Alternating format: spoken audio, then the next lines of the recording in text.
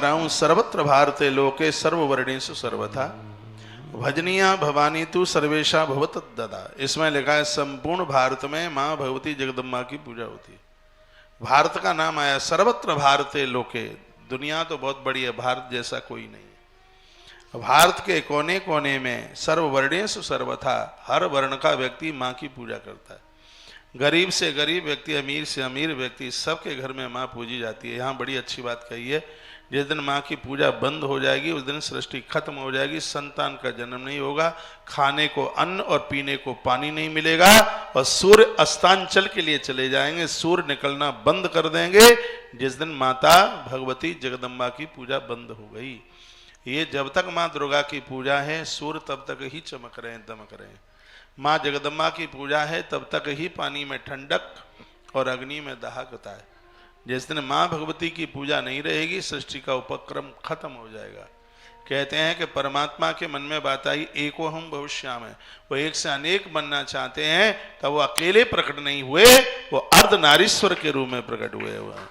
जो पुरुष प्रकट हुआ उन्होंने मनु जी को बनाया, जो मात शक्ति थी उससे माता शत्रुपा प्रकट हुई, फिर ये दुनिया आगे के लिए चली है।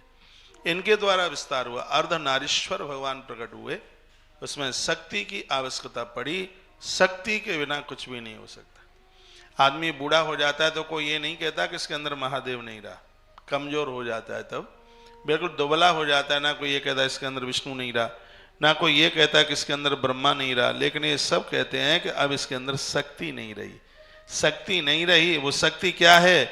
माँ भगवती दुर्गा जगदम्बा ही वो शक्ति है जिसके बिना तो काम देवताओं का भी नहीं चलता। महाभारत में कथा मैंने पढ़ी, भगवान श्री कृष्ण का अर्जुन, ये युद्ध तुम जीतना चाहते हो? अर्जुन ने कहा पारत मेरा तो हर कर्म फल आपके चरणों में, आपके चहराने की हो तो जरूर हरा देना, और आपका मन जिताने का है तो आप जिता देना, मैं इसमें क्या कहूंगा। तो भगवान ने कहा कि पारत ऐसे युद्ध को जीतने के लिए पूरा रात भर मां भवानी का यज्ञ करना होगा। कृष्ण ईश्वर हैं, उन्होंने भी अर्जुन को जगदम्बा के चरणों में जाने के लिए कहा। रात 9 बजे से सुबह 5 बजे तक यज्ञ चला। आधी रात्रि को 1:30 बजे लगभग मां भवानी प्रकट हो गई और कहा पारत विजयी भव, तुम्हें विजय तो मिलेगी क्योंकि तुम्हारे पक्ष में गोविंद है, कृष्ण है, जो तुम्हारा रथ हाँकने को तैयार हो गया है, तुम्हें कौन पराजित कर सकेगा। कृष्ण के कहने से तुमने मेरा ही जन्म किया है, और सत्य तो यह है कि यदि तुम मुझे न मनाते होते तो तुम इसे युद्ध को जीतने की कल्पना भी नहीं कर सकते, क्योंकि दुर्योधन को दुर्वासा का वरदान मिला था, बड़ा मुश्किल था। भगवान गोविंद के पास तो सब काट थे सब। पार्थ को भी मां भवानी के चरणों में पहुंचना पड़ा। मैं विंध्याचल पर्वत की इस देव भूमि से पूरे देश को बड़ा आग्रह करके कहना चाहूंगा, अभी भी हमारे पास 4 ही दिन तो गए हैं, 6 दिन फिर भी है, बचे खुचे दिनों में पूजा कर लेना। यदि कोई माता ऋतुकाल में 7 दिन से पहले वो भवानी की पूजा ना करे, रोज की पूजा घर में कर सकते हैं, लेकिन मैंने बोला है, वीडियो भी डाली है, अनुष्ठान में प्राण प्रतिष्ठा में 7 दिन से पहले अनुमति नहीं है। तो 7वें दिन में यदि आपके पास नौमी भी मिल जाए, तो बाहर से आवाज आ रही है, अरे 7वें दिन में अष्टमी मिल जाए, नौमी मिल जाए, और मैं कहूंगा ना 8वीं मिली ना 9वीं मिली, अगले दिन दशहरा भी मिल जाए, वो भी ना मिले तो आगे एकादशी भी मिल जाए, और आप मैया जी की पूजा करेंगे, मैया नवरात्रा की पूजा की तरह ही स्वीकार करेगी आपकी पूजा। किसी के घर में सूतक पातक है तो उसके बाद में मां को पूजें। शारदीय नवरात्रा है, हमें रोग शोक से हर प्रकार से मैया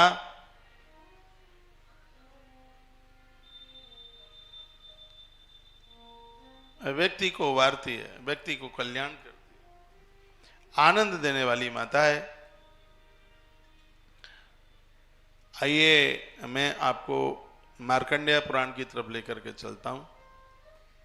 हर कथा आनंद को देने वाली है, आनंद से भर देने वाली कथा है। आज माता कुसमांडा के लिए तो मैंने आपको निवेदन कर ही दिया है। कुसमांडा माता कुसमांडेति चतुर्थकम, चौथा दिन है आज का। अंदर बाहर से माता परिपूर्ण कर देती है। पूर्ण अंतर बहिर्य ने बात कहते हैं जिनकी अर्चना की जाती है। कहते हैं कि जो माँ कुसमांडा की पूजा करते हैं, भगवान महादेव जीव के गुरु बन करके उसको ज्ञान प्रदानित करते हैं। गुरु बन करके, शंकर के समान कौन गुरु हो सकता है। कहते हैं कि जैसे एक माँ या एक पिता अपने छोटे बच्चे को अपने छाती से लगा लेते हैं, माता कुसमांडा की पूजा करने वाले को महादेव अपने वक्षस्थल से चिपका करके रखते हैं। इतना दुलार करते हैं, इतना आनंद हो जाता है। तो आज की पूजा हमारे और आप सब के लिए बड़ी विशेष है और आज की आराधना से सबको जुड़ना चाहिए। कल की कथा बड़ी अद्भुत थी। कल की कथा आपने सुनी। कथा यह थी कि हरिश्चंद्र की परीक्षा ली गई। शुक्राचार्य जी ने प्रकट होकर कहा था, हरिश्चंद्र समो राजा न भूतो न भविष्यति। हरिश्चंद्र जैसा राजा हरिश्चंद्र से पहले नहीं हुआ और हरिश्चंद्र के बाद में भी होने वाला नहीं है। 12 वर्ष तक गुरुदेव तप में थे, गंगा जी के अंदर पानी में थे। उन्हें पता ही नहीं था हो क्या गया। जब वो बाहर चल गए, आए कल आपने सुना, उनको पता लगा कि विश्वामित्र ने ऐसा ऐसा किया। तपस्वी महात्मा वशिष्ठ ने श्राप दे दिया, तुम बाहर से गोरे हो, अंदर से काले हो, तुम बगुला हो जाओ। उन्हें बक होना पड़ा, बगुला होना पड़ा। विश्वामित्र ने भी श्राप दे दिया कि जाओ तुम आड़ी, यानी तुम चील बन जाओ। दोनों महात्मा, एक बगुला बना, दादाजी को जगाओ, बहुत सोते हैं, यही तुम्हारे, हाँ ये बहुत सो रहे। एक चील और एक बगुले के रूप में दोनों में बहुत भारी युद्ध हुआ। पहाड़ टूट टूट करके नीचे गिरने लगे, समुद्र का पानी खोलने लगा।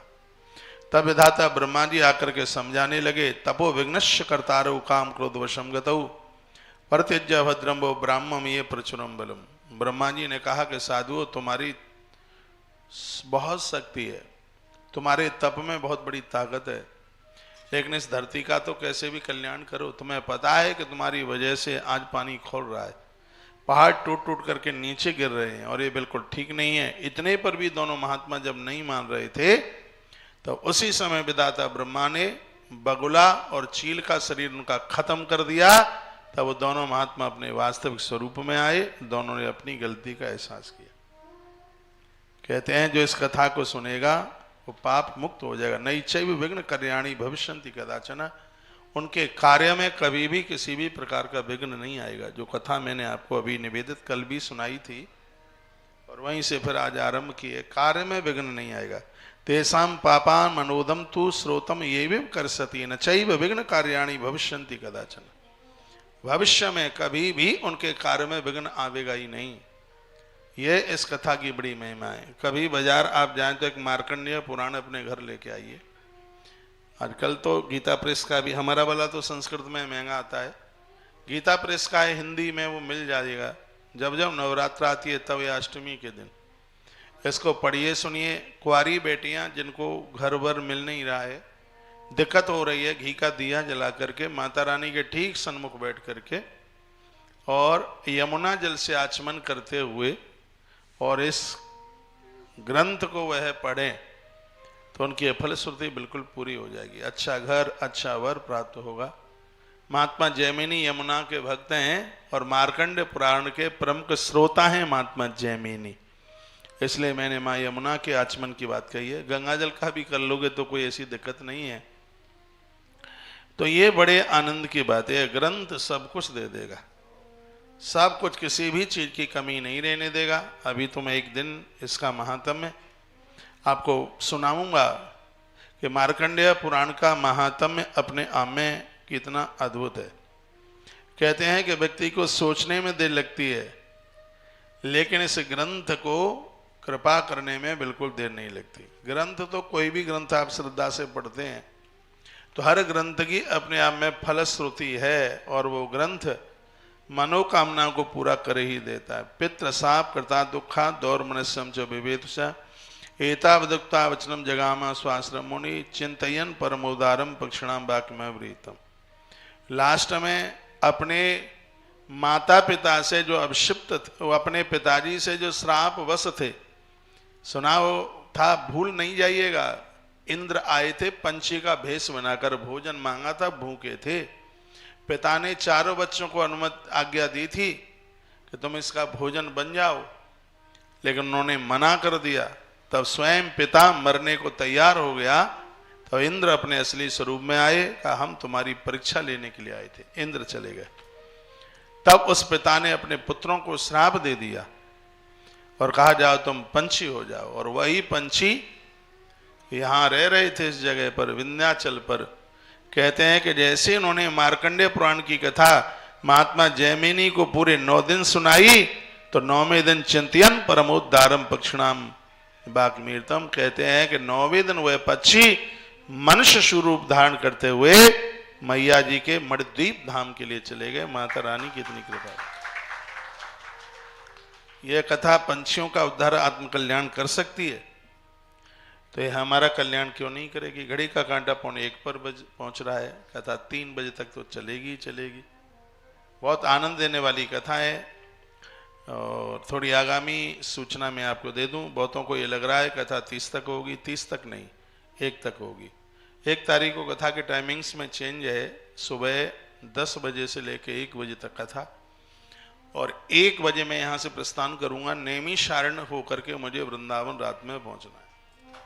यहाँ से नीमसार जाऊँगा नैमिषारण्य, क्योंकि नैमिष में कथा है। थोड़ी व्यवस्था देखता हुआ और वहाँ से मैं निकल जाऊँगा। जनवरी के लास्ट, फरवरी के आरंभ में है। तो रात्रि को तो खैर मैं नैमिष में रुकूंगा, भोर में बहुत जल्दी वहाँ से निकल जाऊँगा।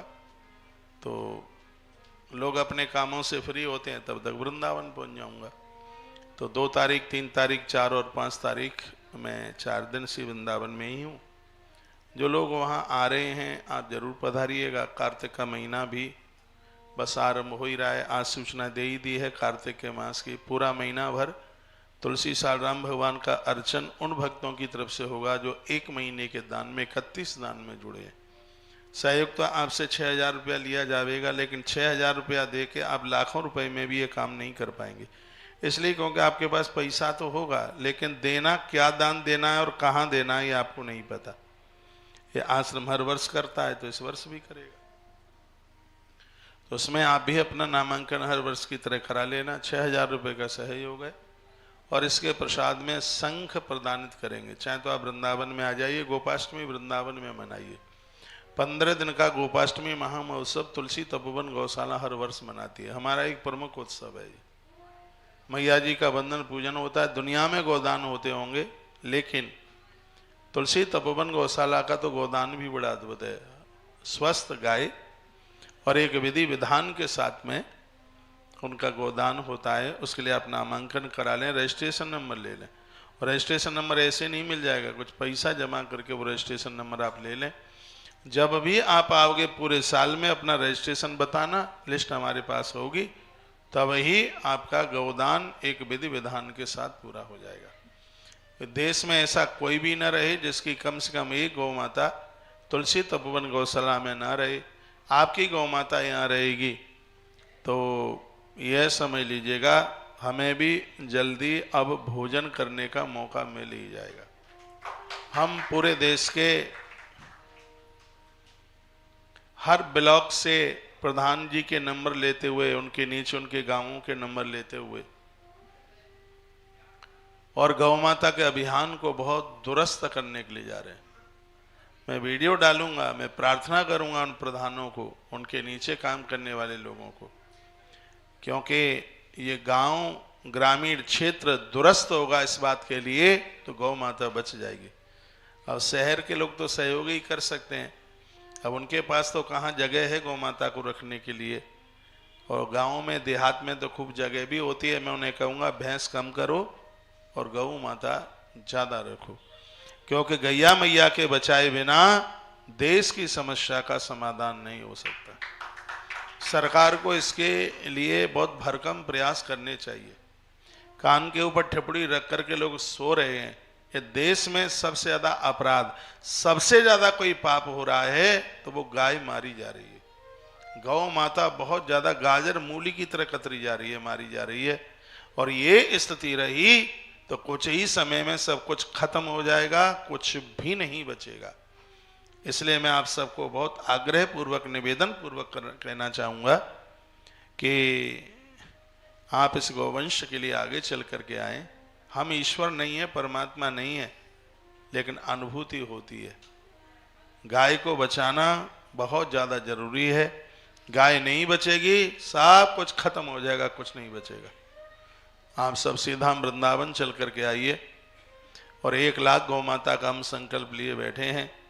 परमात्मा इस संकल्प को पूरा करे और फिर वृंदावन से और दूसरी जगह पर भी जाके हम गौ माता का काम करें। हमें तो जिंदगी भर यही कार्य करना है, क्योंकि यह जीवन गौ माता के लिए भगवान ने दिया है। उसी कार्य में हम लगे हैं। हमें आप सबके बच्चों का सहयोग चाहिए।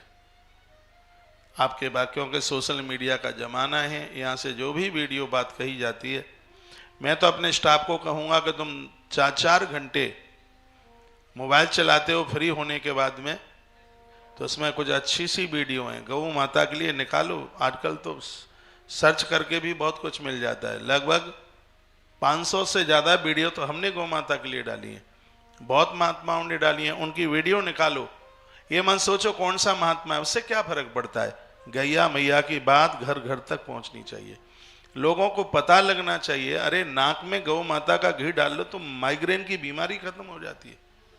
गौ माता का घी और उसके साथ में मिश्री ले लो तो व्यक्ति का नशा खत्म हो जाता है। चलता फिरता अस्पताल है जिसको लोग भूले हुए हैं। देश का जितना भी युवान मुझे सुन पा रहा है, मेरी इस बात को आप रिकॉर्ड करके रख लो और लोगों को यह संदेश दो, जिस दिन गौ माता बच जाएगी, देश का एक भी युवा बेरोजगार नहीं रहेगा।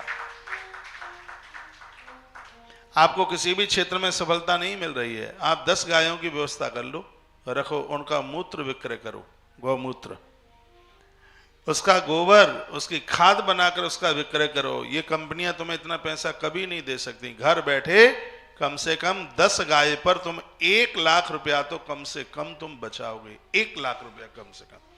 ना किसी की नौकरी करनी पड़ेगी, आपका अपना व्यापार, अपना बिजनेस होगा और गौ माता बच जाएगी। मैं तो पूरे देश को कहना चाहूंगा कि गौ माता को बचाना बहुत ज्यादा जरूरी है। आज संतान जन्म नहीं ले रही है, और ले रही है तो सब ऐसे उबड़ कुबड़ हो रहा है। ये क्या है कि गौ माता का द्रव्य गव्य पेट में नहीं पहुंच रहा है।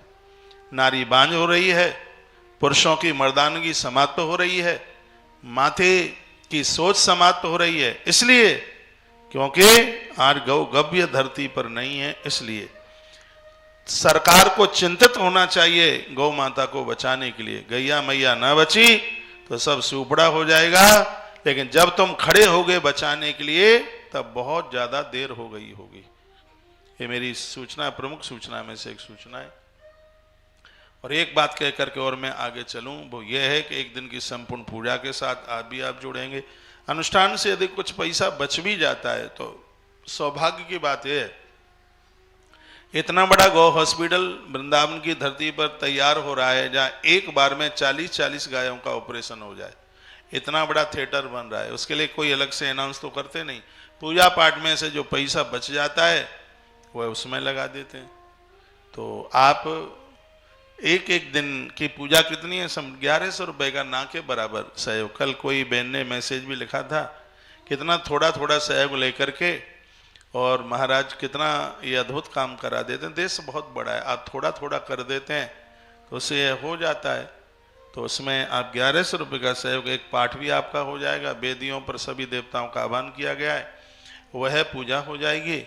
और आनंद की बात यह है कि 30 तारीख की रात भर दुर्गा सप्तशती के 13 अध्यायों से विधिवत सर्व औषधियों के द्वारा, जो औषधियाँ यहाँ नहीं मिल रही हैं वो प्रयाग से मंगाई जा रही हैं, काशी से मंगाई जा रही हैं, लिस्ट बना के तैयार की गई है। हर आहुति पर एक औषधि होगी जो हमें हर प्रकार से सुरक्षित रखेगी, और रात भर यज्ञ चलेगा। इससे आप न चूक जाएं, और ये सौभाग्य उनको मिल पाएगा जो आज कल परसों में अपना नामांकन करा लें। बैठ जाइए, आप बैठिए, आप बैठिए, अपने पास रखिए, ले लें। तो उसमें एक 2100 रुपये का सहयोग है, 2100 रुपये का सहयोग है। नाम गोत्र जरूर भेजें, लिस्ट बन के तैयार हो रही है, ग्रुप में उसको डाल दिया जाएगा। और फ़ोन तब काटें जब आपको रजिस्ट्रेशन नंबर मिल जाए, ठीक है। कभी कभी ऐसा होता है आप जल्दी में फ़ोन काट देते हैं, रजिस्ट्रेशन नंबर आपको नहीं मिला है, लेकिन हमारे पास वो रजिस्ट्रेशन नंबर होता है, क्योंकि पूजा में सुविधा होती है रजिस्ट्रेशन से। यदि कोई व्यक्ति पहुंचा है तो रजिस्ट्रेशन की जरूरत नहीं है, यदि वो नहीं पहुंचा है तो हमें उसमें रजिस्ट्रेशन और गोत्र की जरूरत होती है, तो फिर उस हिसाब से उसे पूरा किया जाता है। तो ये 30 तारीख की रात्रि को जो दुर्गाष्टमी, उस दिन हवन यज्ञ भी होगा और सहस्रार्चन भी होगा। देखना आप लाइव कैसे सहस्रार्चन होता है, जिसकी विधि आज ही मैंने आपको बताई है। तो यह इसमें आप जुड़िएगा और यह सौभाग्य कमा लीजिएगा। 2-3 सूचना दी हैं। एक तो 31 दान 6000 रुपये का सहयोग है। असली ओरिजिनल शंख उसको प्रसाद रूप में दिया जाएगा। अभी इस अनुष्ठान में आप बैठे हैं, इसमें जिनको दुर्गा मैया चाहिए दुर्गा जी प्रसाद में ले लें। अभी भी आप सहयोग करते हैं तो यहाँ मिलती है। हमने वैष्णो देवी मैया में 550 दुर्गा प्रतिमाएं सिद्ध करी, बस वही आपको दे रहे हैं। तो ऐसा तो है नहीं कि बाजार से लाके सीधी पकड़ा दें, फिर तो वो आप ही सीधे ला सकते हो। ये सब पूजा करी हुई है। और इसी अनुष्ठान में दिवाली पर आप बढ़िया हवन सामग्री प्रयोग कर सकें तो जल्दी से जो आपने पैसा जमा किया है उसके अब आप स्लिप के साथ में अपना एड्रेस पिन कोड के सहित भेजें, तो जिससे समय पर हवन सामग्री आपके घर तक पहुंच जाए, ठीक है। तो भेज दीजिए। आज पूरे देश को मैं कहना चाहूँगा इतना अद्भुत अनुष्ठान चल रहा है, इससे आप चूकें नहीं। भले ही छोटे से छोटा सहयोग आपका हो और आप इसमें आप जरूर सहयोग करें। कल हमने नर्मदा माई की परिक्रमा के लिए बोल दिया है, काफ़ी लोगों के फ़ोन आए हैं। रजिस्ट्रेशनों की संख्या भी बढ़ रही है, आयोजन बड़ा अद्भुत है। और मैं आप सबको कहना चाहूँगा इस आयोजन से, नर्मदा मैया की परिक्रमा से नहीं चूक जाना। हमारे जीवन का पहला कार्यक्रम है और ऐसे कार्यक्रम पूरी जिंदगी में पहली बार ही हो पाते हैं। बाद की तो बाद की ही बात है। आप 1000 बार हमें आशीर्वाद दे के जाओगे, धन्यवाद दे के जाओगे, कहोगे महाराज जी जीवन धन्य धन्य हो गया है। ये 2 काम मेरे दिमाग में बैठे थे, एक तो मैया की कृपा से पूरा हो ही जाएगा, दूसरा और है एक साथ 12 ज्योतिर्लिंग की यात्रा करनी है, एक संग, जिसमें बीच में गैप नहीं होगा। और शिव महापुराण में जैसे वर्णन किया गया उस तरीके से पहले सोमनाथ, फिर जैसे जैसे इसका नंबर है उस क्रम के साथ में करना है 12, क्योंकि अब ये बातें मैंने ग्रंथ में पढ़ी हैं तो मन में आ रहा है। और अकेला जाऊंगा नहीं करने, अकेला करना होता तो कब का कर लेता। आप सबके संग ही करना है, साथ ही करना है। आश्रम के सभी नंबर चालू हैं।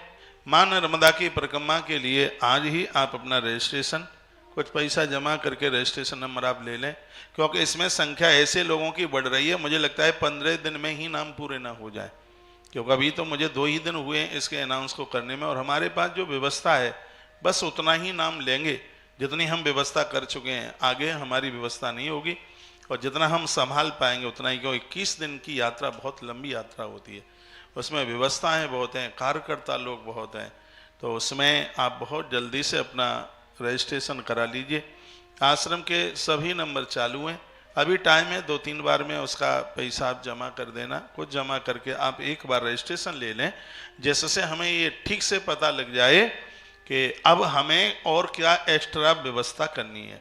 आपको तकलीफ किसी प्रकार की होने नहीं देंगे, ये हमारा वायदा है।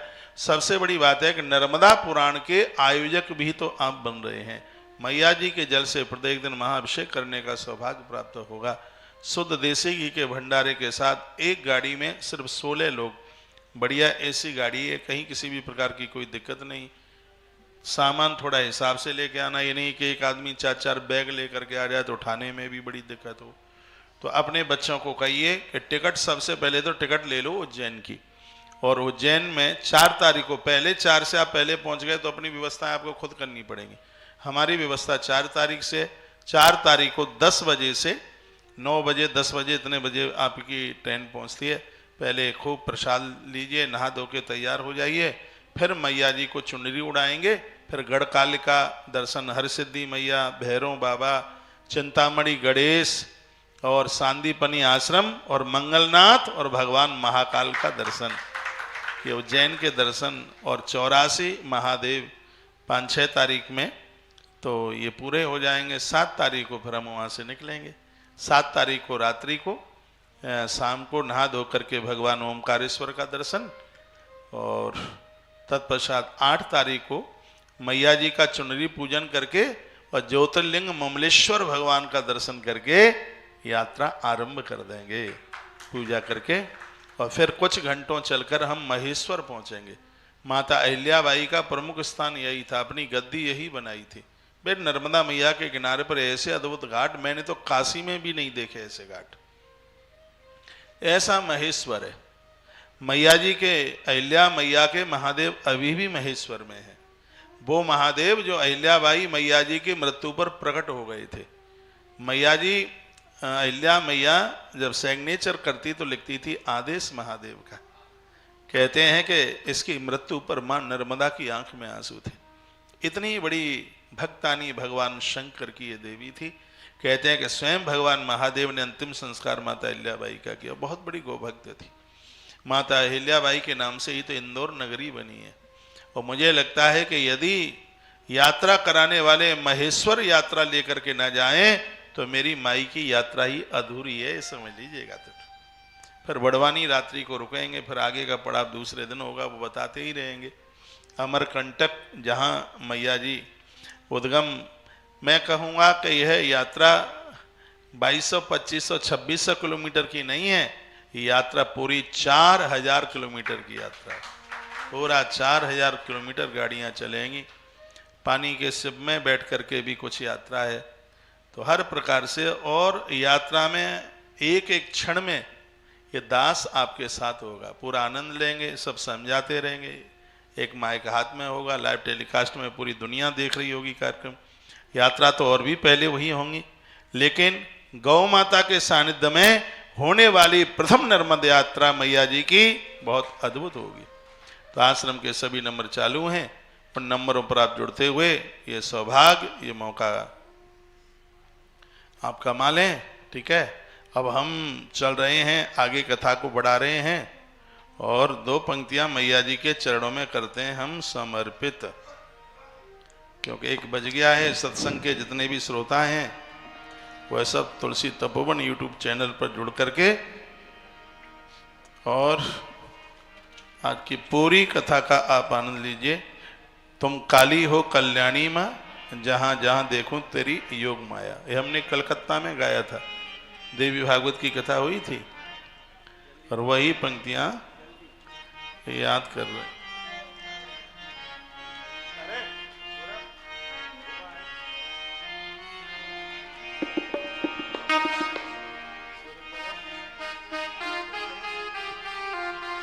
सब गाएंगे बहुत आनंद से। बिल्कुल देखे, जिस चीज की जरूरत है। थाली में जगह कमी है, लेव खीर, लेव हलवा, अरे भैया खाने तो दो। कितनी चीज है, कितनी जरूरत है उतनी ही दीजिए ना। भट भट भट भट भट, उतना जितनी आवश्यकता। तुम काली हो कल्याणी हो माँ, जा जा देखो तेरी योग माया।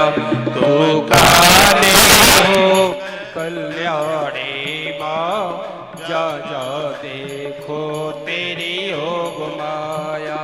तुम काली हो कल्याणी माँ, जा जा देखो तेरी योग माया। जा जा देखो तेरी योग माया, जा जा देखो तेरी योग माया।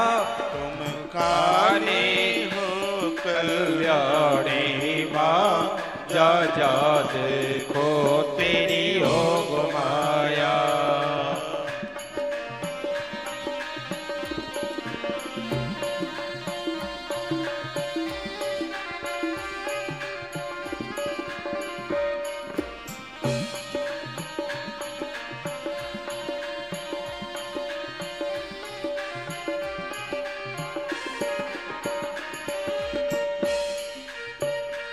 हमने ब्रह्मा के संग तो तुम ही गाए लो, हम बैठे रहे।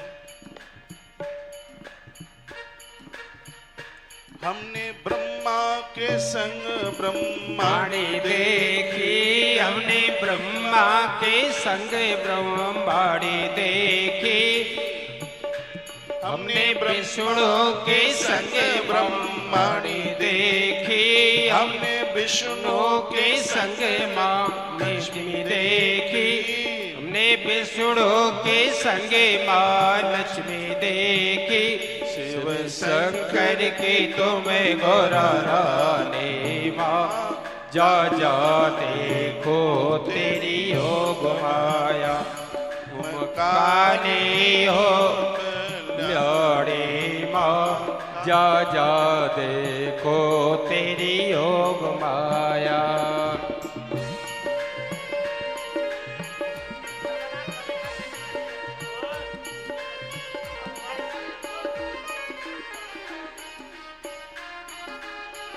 तबला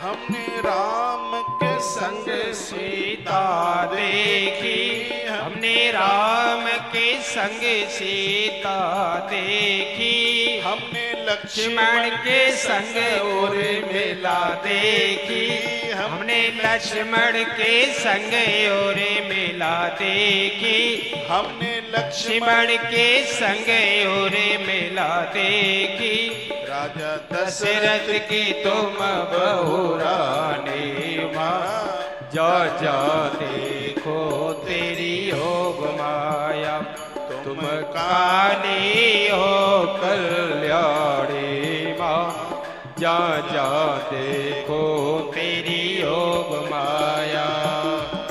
जय हो। ताली आप ही बजाएंगे।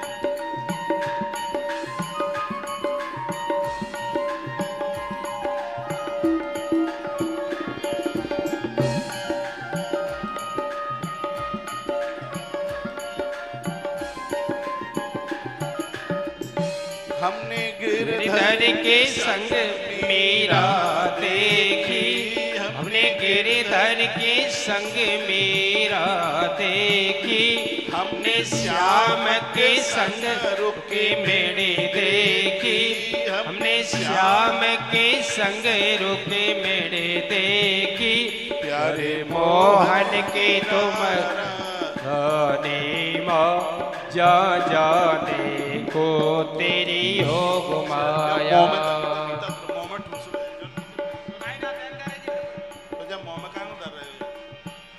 प्यारे मोहन की तुम राधा रानी मां, जा जा देखो तेरी योग माया, तुम काली हो कल्याणी मां, जा जा देखो तेरी योग माया।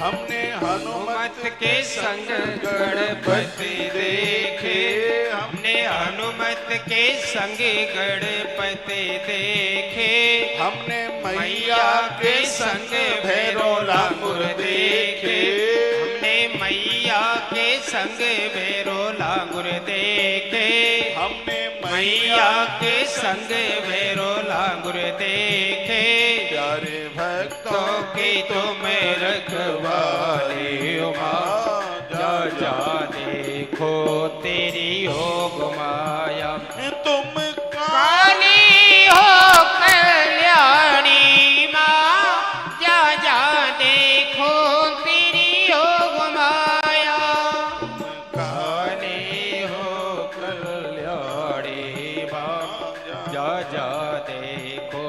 तेरी योग माया।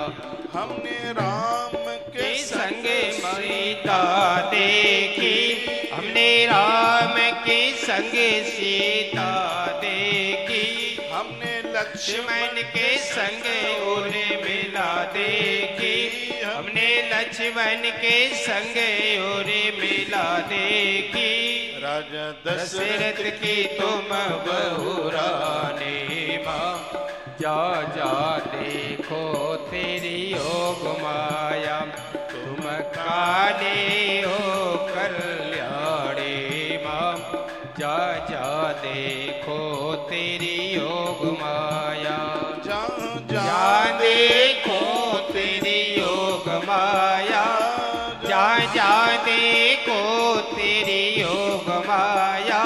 तुम काली हो कल्याणी माँ, जा जा देखो तेरी योग माया।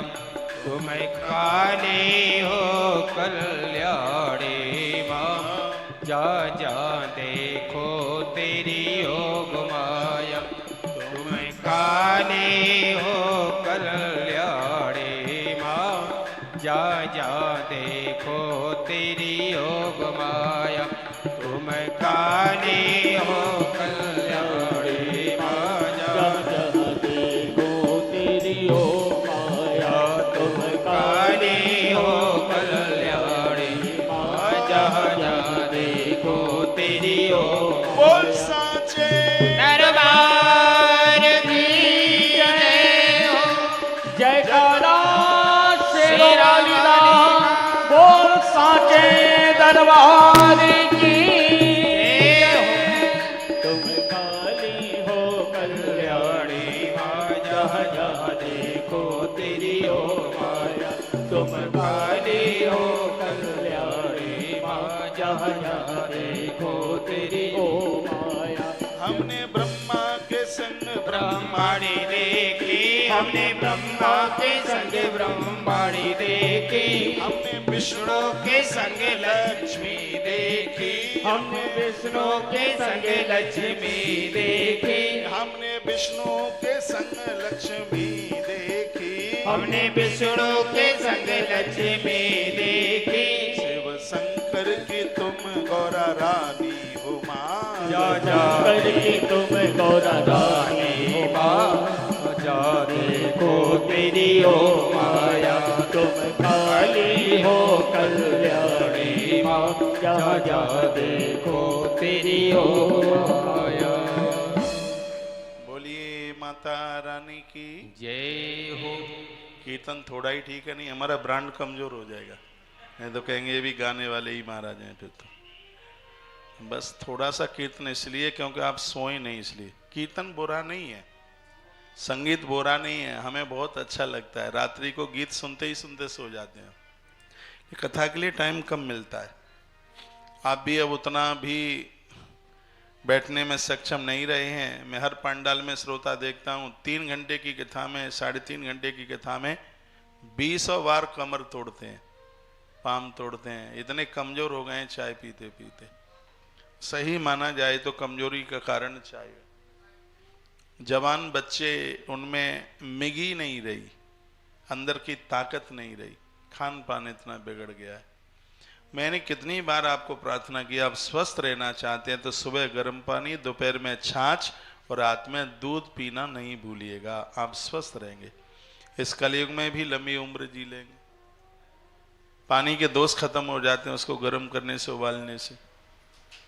अभी तक कोई भी देश में, क्या दुनिया में ऐसी मशीन नहीं बनी जो पानी को गर्म करके जितना फिल्टर किया जाता है इससे ज्यादा बढ़िया कोई मशीन पानी बना दे, ऐसा अभी तक नहीं हुआ।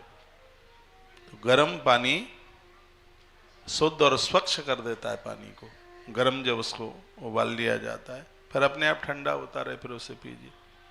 अजवाइन, काला नमक डाल करके छाछ पीजिए, पाइल्स नहीं होगा जिंदगी में कभी, बवासीर जिसे बोलते हैं।